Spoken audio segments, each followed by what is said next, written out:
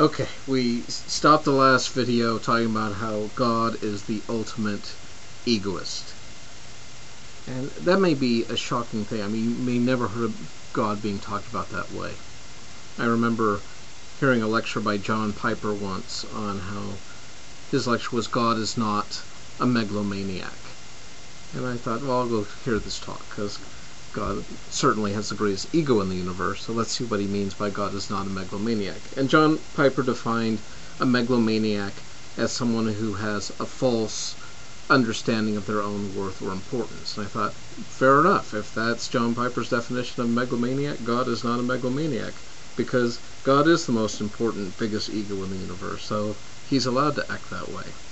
Now, if you thought you were the center of the universe, that might be a little bit different. But, once again, if you are made in the image of God, if you accept that Christian doctrine or teaching in the first chapters of Genesis, well then of course you're going to have an ego. You're like a mini-me. You're like a mini version of the divine. And you are going to do things for your own interest or your own glory. And I guess that's ultimately the big conflict between God and man. God wants us to do things his way, and we want to do things our way. Wasn't that the sin of Adam and Eve, or the sin of Cain? And in fact, let me read this passage for you showing God's egoism. This is from Colossians chapter 1. I'm going to start down in verse 15. It's talking about Jesus and Jesus' glory. Who is the image of the invisible God, the firstborn of every creature? For by him were all things created, that are in heaven and that are in earth, visible and invisible, whether they be thrones or dominions or principalities or powers. All things were created by him and for him. And he is before all things. And by him all things consist. And he is the head of the body, the church, who is the beginning, the firstborn from the dead, that in all things he might have preeminence. So, there it is. And there's a lot of other passages like that. Why did God create the world? For his pleasure and his glory. Why did Christ sacrifice himself? That he would have preeminence over all of creation. So egoism, I mean, it sure seems to be the way we're made, the way we're constituted. If you're familiar with the Bible and you're coming from a Christian perspective, that's how the Bible describes humans, how everyone seeks their own way. Everyone is looking after their own self, their own interest. And when you see you can't falsify it, that you can't give an example of egoism, that an egoist can't show you how you're doing it really for yourself and not for others, I mean, it's a very difficult theory to dispute. If we're really honest with ourselves, we really come down to see the fact that we do what we want to do, and we don't do what we don't want to do. Egoism goes all the way back to the time of Plato, and in your readings in Timmons, if you have Timmons' Conduct and Character, he talks about, from the Republic, there's this myth of Gyges, where the character Glaucon tells this story of a shepherd boy. And one day the shepherd boy is out in the fields, and he comes across this cairn, or this burial chamber. And in it he finds a skeleton, and on the skeleton is this magic ring. And if you turn this ring a certain way, this shepherd realizes it can make you invisible. Sound familiar? Okay. Well, this is just a normal shepherd boy, normal ethics and values of his day. But once he gets a hold of this magical ring of invisibility, you would not believe the things he is capable of. He starts off as a petty thief or peeping Tom. By the time he's done with it all, he's seduced the king's wife, murdered the king, taken over the kingdom, and all because no one can see what he's doing, whether it be God or man. If you saw the remake of The Invisible Man or Hollow Man, I think with Kevin Bacon, there's a great scene in the movie where his former girlfriend, before he became invisible, says, "How can you do such horrible things?" And he says to her, "You would be amazed what you could do when you don't have to look at yourself in the mirror."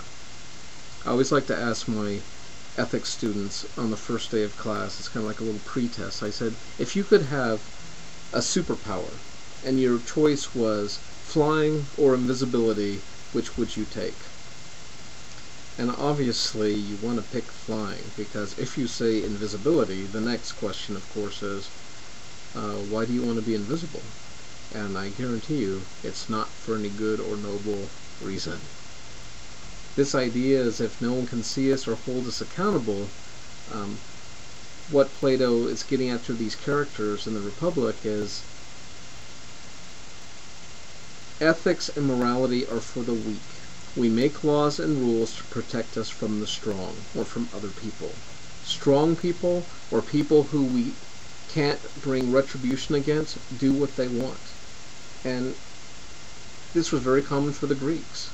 In fact, when Athens was at war with one of their neighbors, and they finally defeated them, and the penalty of the defeat was that all the men would be killed and the women and children would be sold into slavery.